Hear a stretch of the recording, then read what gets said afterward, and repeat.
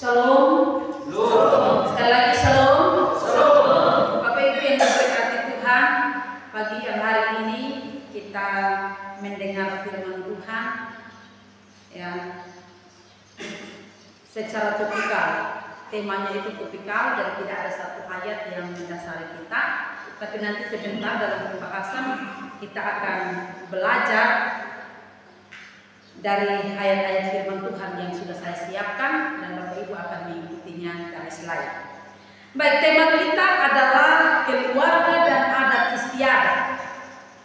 Keluarga dan adat istiadat ini menarik Bapak Mama untuk kita membicarakan adat istiadat dalam gereja. Tujuannya supaya jemaat ini mengerti, karena seringkali adat istiadat itu menimbulkan polemik di dalam keluarga. Ada sebagian orang Kristen menganggap bahwa adat istiadat itu harus ditiadakan. Tapi ada yang lain mengatakan bahwa adat istiadat itu kita harus jaga, kita harus lestarikan sampai turun-temurun. Nah, kalau Bapak Mama bertanya kepada saya menurut Ibu sendiri, apakah adat istiadat itu harus ditiadakan ataukah harus dijaga, dilestarikan? Kalau saya tidak menolak adat, tapi saya juga tidak menerima semua adat. Jadi tergantung. Nah, Bapak Mama, sebelum kita membahas ini lebih jauh, mari kita melihat adat istiadat dalam pandangan Alkitab.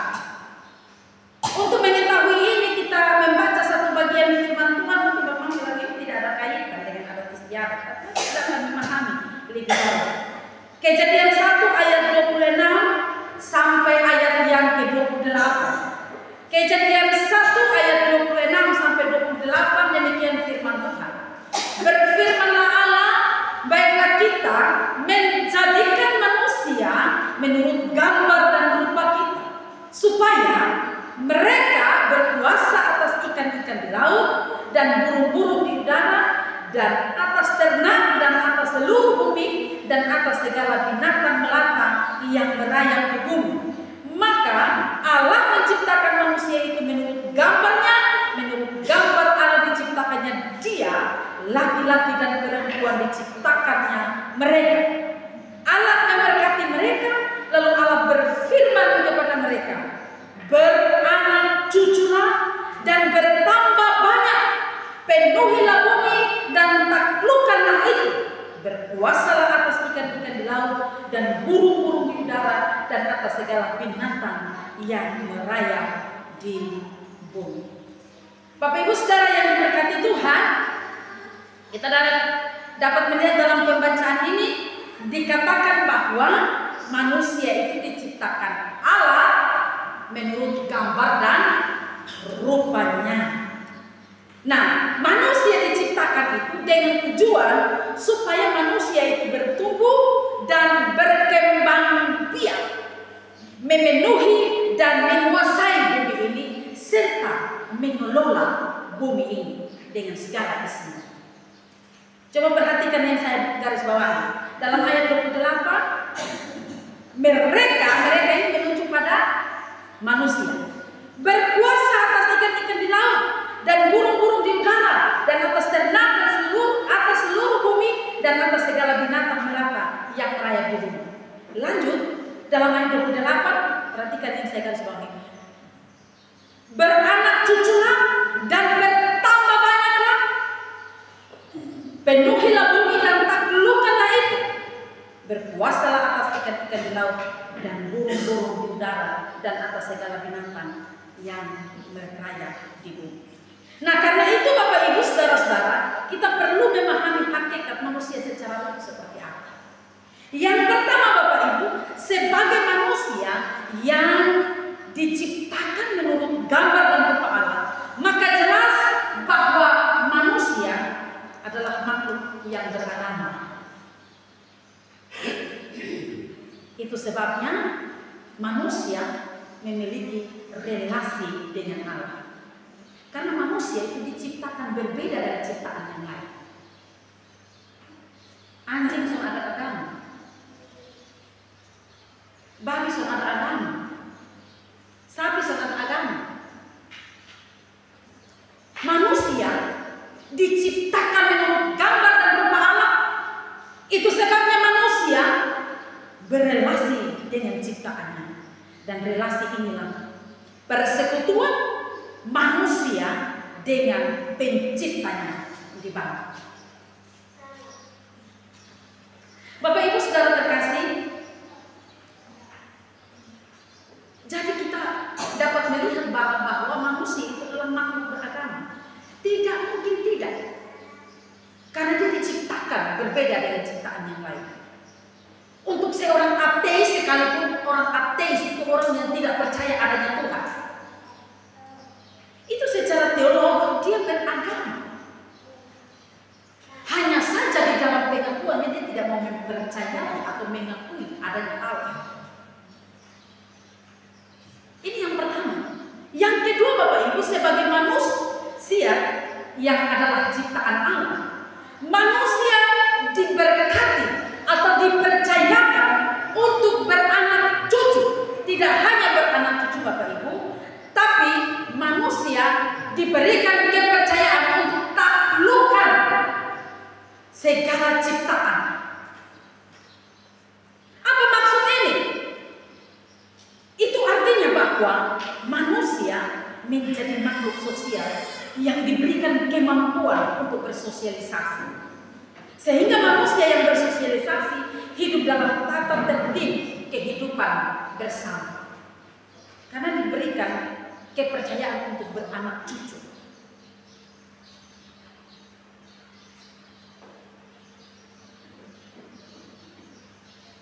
Dan ini adalah kemampuan lahiriah yang Allah berikan kepada manusia. Maka sebagai makhluk sosial yang berkembang biak, kemudian manusia disebut sebagai makhluk berbudaya. Jadi boleh kita katakan bahwa budaya sebenarnya adalah anugerah Allah. Tapi kemudian ketika manusia jatuh dalam dosa, standar nilai hidup mengalami kekacauan yang begitu luar biasa. Semua rusak dan tidak sejalan dengan Alkitab atau perintah Allah atau firman. Dan ini adalah persoalan. Adat istiadat adalah kemampuan budaya manusia dalam konteks di mana dia berada. Ingat, setelah peristiwa air bah, manusia terserak dalam banyak bahasa.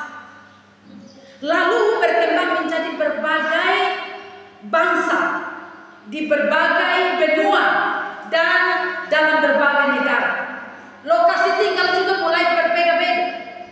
Ada yang tinggal di pesisir pantai, ada yang tinggal di pegunungan, ada yang tinggal di hutan, ya. Ada yang tinggal di mana lewat mama? Ada yang tinggal di desa, ada yang tinggal di kota, ada yang tinggal di kota metropolitan dan lain sebagainya.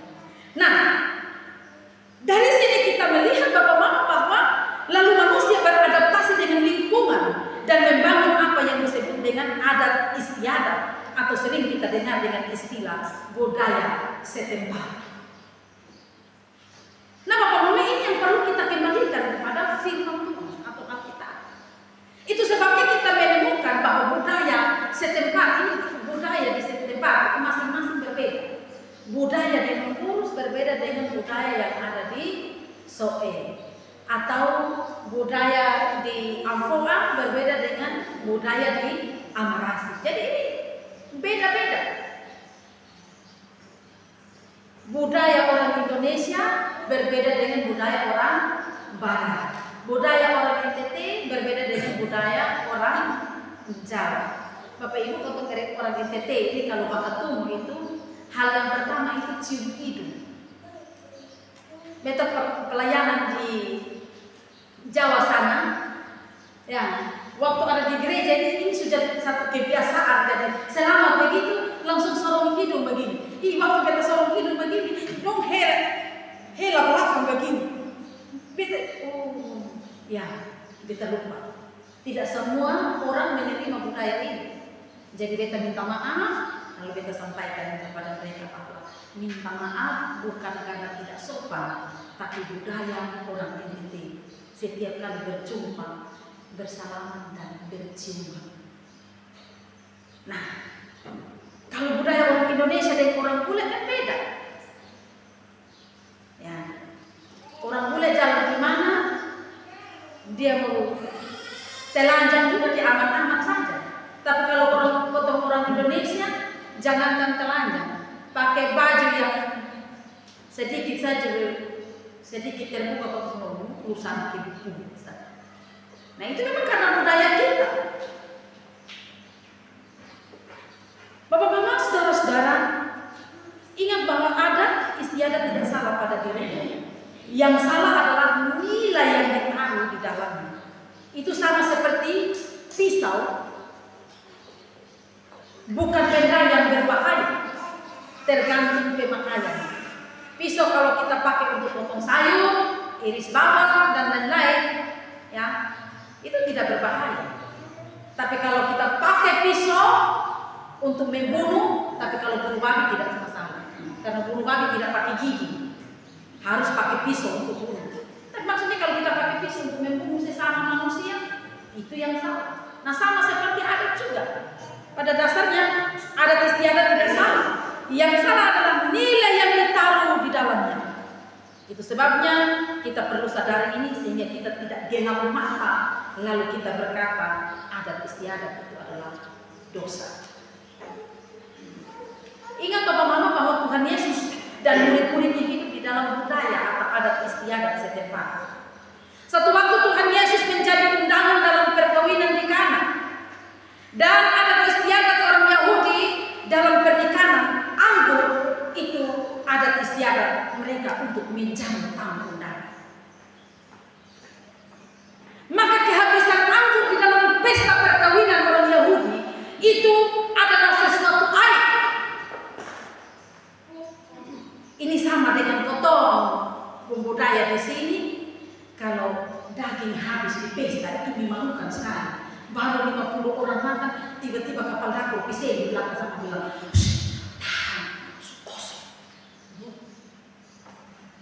Iya toh, weh, itu berita daging habis itu sampai di kapal pesta atau yang punya pesta. Dia akan frustasi. Dia pasti tanpa pikir panjang bilang, sudah, sama sapi ada di mana, sama babi di mana, tarik sudah dan bom sudah. Orang makan. Ya, kami pernah mengalami ini Bapak Ibu, bahwa setelah orang tua kami meninggal, kami ada acara syukuran itu sekalian kakak syukuran keberhasilan sekolahnya. Tiba-tiba waktu makan Bapak Ibu, rupanya daging habis. Dan daging bukan daging habis, nasi itu habis. Saya mau balik belakang sana bilang, weh daging habis, nasi habis. Kami semua di belakang itu 1, 2, 3, di belakang situ. Masak nasi itu hitungan menit. Daging juga hitungan menit. Saya tidak tahu itu jurus apa yang kami pakai waktu itu. Dan tiba-tiba daging keluar keluar, tiba-tiba nasi terlambat keluar. Kita langsung cepat, kita cepat pakai motor cari warung di mana-mana. Biasanya nasi putih itu seporsi 5.000. Rupanya dong tahu ini orang pasti butuh nasi di pesta. Dong taruh nasi potong 1 porsi 15.000. Sama beli kok. Udah tahu yang masuk itu sampai pada putus-putus. Kita balik belakang begitu loh. Dan sama dengan orang Yahudi. Orang Yahudi kalau di pesta dan anggur habis, itu sama dia habis daging itu. Dan waktu Tuhan Yesus ada di sana dalam pesta perkawinan di Kana, Tuhan Yesus mengerti adat itu. Itu sebabnya Tuhan Yesus memfasilitasi buat mujizat air dari anggur. Dan itu adalah anggur terbaik yang dimiliki. Nah, jadi sekarang kita tahu bahwa kampung adat ini bukan sopi yang utama Jadi kalau habis sopi di pesta, itu sesuatu yang bukan memalukan Jadi yang bikin pesta dong, potong harus setiap stok beras dan stok daging yang banyak, bukan stok sopi. Karena kalau sopi soalnya ada, potong pesta tetap jalan, betul ke sana. Tapi kalau daging tak punya soalnya ada, tanpa pengantin merasa ini badan tertikan. Dulu adik saya juga menikah, dia karena semua acaranya di gereja, dia sendiri bingung karena acara pernikahannya semua dirangkai, jadi kita makan pakai nasi kotak. Jadi dia waktu dia duduk, dia mendengar firman, tapi dia duduk ini, dia mau balik-balik begini, mau lihat berapa banyak orang yang ikut dalam acara. Dulu tidak lama pendeta Sutobo dia bilang, Bapak, duduk santai-santai di situ, dengar firman. Jangan terlalu risau dengan yang datang, tenang-tenang saja. Setelah kebaktian, saya marah dia. Kenapa kamu begitu tidak mengerti firman Tuhan? Dia bilang, weh kakak, beta ini sudah biasa atur ini. Yang beta lihat kalau makanan pulang daging pulang, beta mesti atur supaya penuh. Sekarang beta mesti duduk di depan. Beta sudah tahu berapa banyak orang yang datang. Ternyata dia punya kekhawatiran. Nah, Bapak Mama saudara-saudara yang terkasih, Tuhan Yesus juga tidak menolak Adam. Bahkan ketika dia ada dalam perkawinan di Kana, justru dia memfasilitasi apa yang menjadi adat budaya orang Yahudi. Dia sediakan anggur terbaik untuk Tuhan pesta. Tapi Bapak Mama, pada kesempatan yang lain lagi, Tuhan Yesus justru menegur dengan keras kepada orang Farisi, ahli Taurat yang memiliki standar hidup berdasarkan adat istiadat. Tuhan Yesus tegur dengan keras. Kita perhatikan Markus 7 ayat 3 dan 4. Markus 7 ayat 3 dan 4. Sebab orang-orang Farisi seperti orang-orang Yahudi lainnya tidak makan kalau tidak melakukan pembasuhan tangan lebih dahulu, karena mereka berpegang pada adat istiadat nenek moyang mereka. Dan kalau pulang dari pasar, mereka juga tidak makan kalau tidak lebih dahulu membersihkan diri. Banyak warisan lain lagi yang mereka pegang, umpamanya hal mencuci cawan, kendi, dan perkakas-perkakas tengah. Jadi ini adat istiadat orang Yahudi, ya.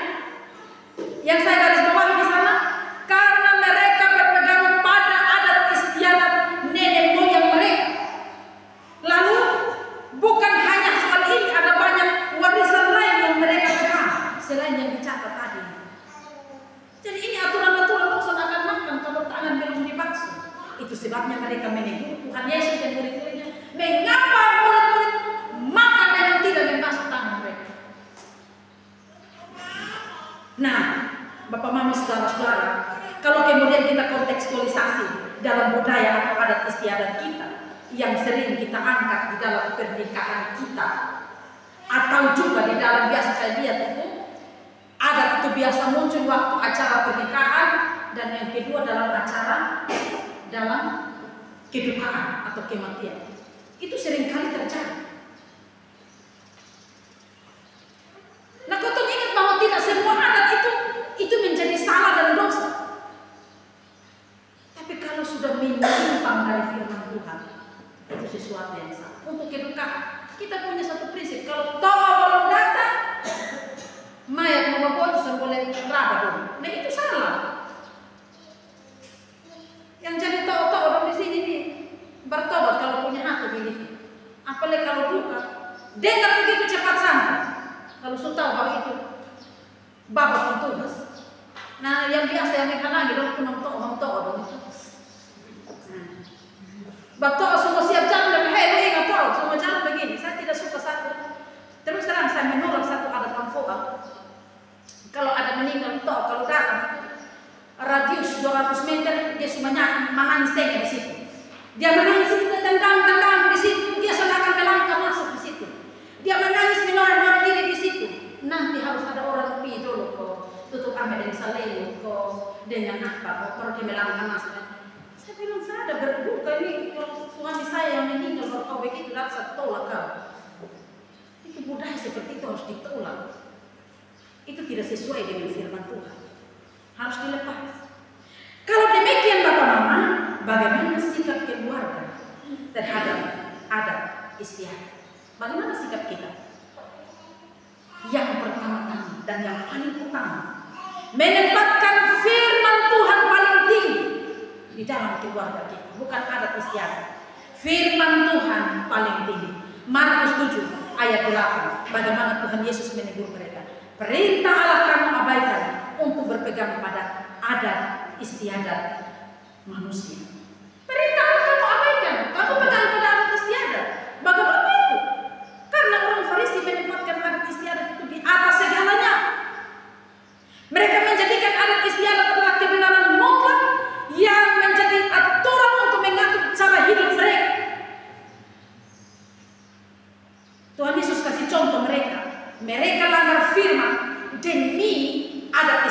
mereka. Markus 7 ayat 11 sampai ayat yang ke-12.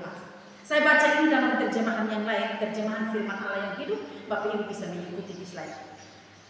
Tetapi menurut kalian seorang bisa saja mengabaikan orang tuanya yang sangat membutuhkan pertolongan dengan mengatakan, maaf, saya tidak dapat menolong ayah dan ibu, karena apa yang sedianya akan saya beri kepada ayah dan ibu, ayah dan ibu sudah saya beri kepada Allah. Dengan demikian kalian melanggar hukum Allah untuk melindungi satu adat yang dibuat oleh manusia. Ini baru satu contoh, masih banyak contoh yang lain. Tuhan Yesus bilang begini, hukum Musa itu bilang apa? Firman Tuhan bilang hormati ayah dan ibu. Tapi kamu abaikan hukum ini, lalu kamu berkata kepada orang tua, maaf itu saya bisa tolong. Padahal orang tua sedang membutuhkan pertolongan. Maaf itu saya bisa tolong. Apa yang kita lakukan untuk bapak mama, kita sudah lakukan untuk ini pelayanan. Untuk itu kamu melanggar adat istiadat. Kamu melanggar firman Tuhan. Kamu pegang pada adat istiadat. Kamu buat adat istiadat itu untuk kamu memegang teguh adat istiadat, lalu kamu mengabaikan firman Tuhan. Nah, Bapak Mama ingat bahwa orang Yahudi, orang Farisi, mereka punya keyakinan bahwa adat istiadat yang mereka hidupi itu membawa mereka pada keselamatan, membuat mereka lebih suci, dan ini yang dikecam oleh Tuhan Yesus. Nah, Bapak Mama tadi saya sudah katakan bahwa saya tidak menolak adat istiadat, tapi tidak semua adat saya terima. Yang bertentangan dengan firman Tuhan, saya tolak.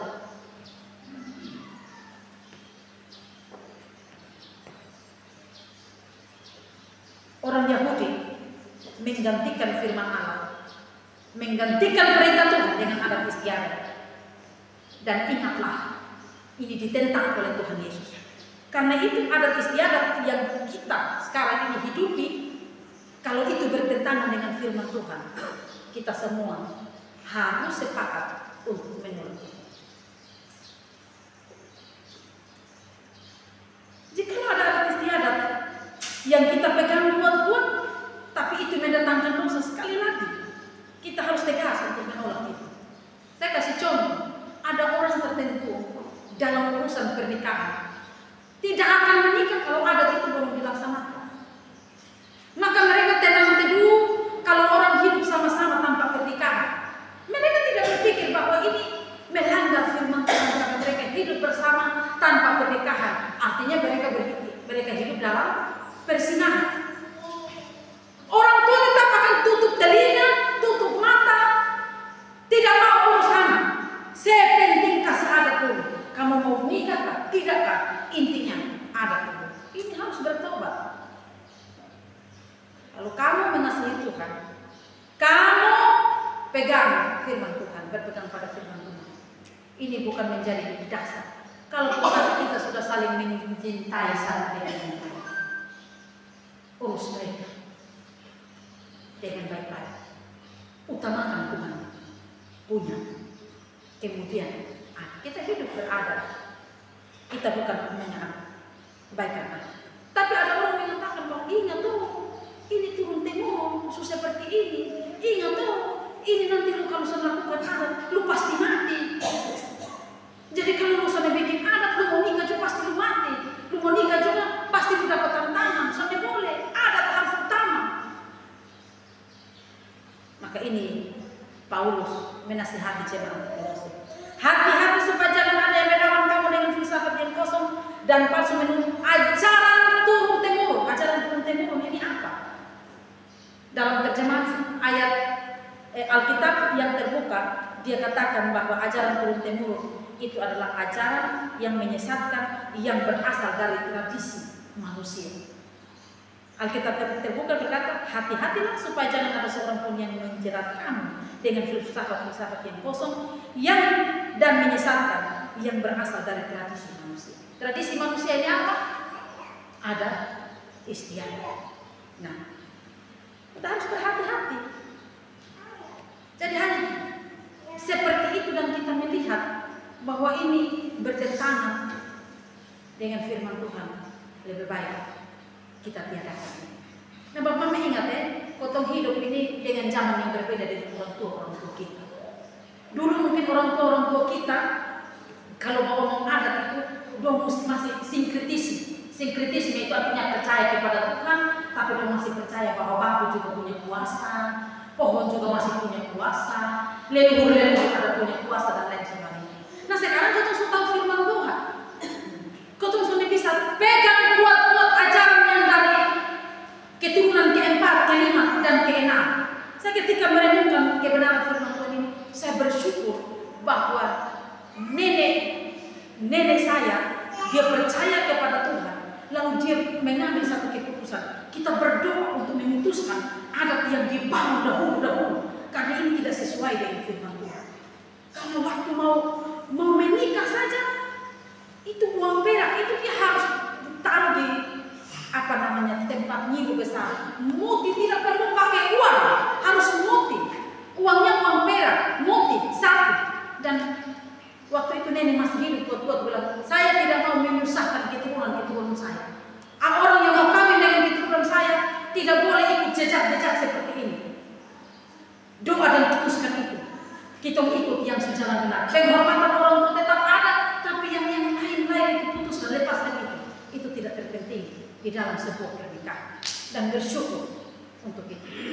Karena itu Bapak Ibu sekali lagi, kita sudah percaya kepada Tuhan Yesus. Kita percaya akan hal itu. Karena itu, ingatlah bahwa adat yang menyimpang dari firman Tuhan kita harus tiadakan.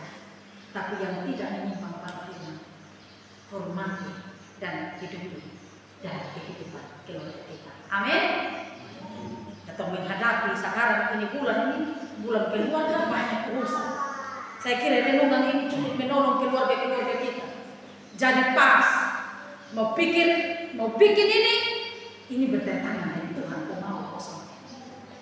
Ingat tidak semua Tuhan tolak.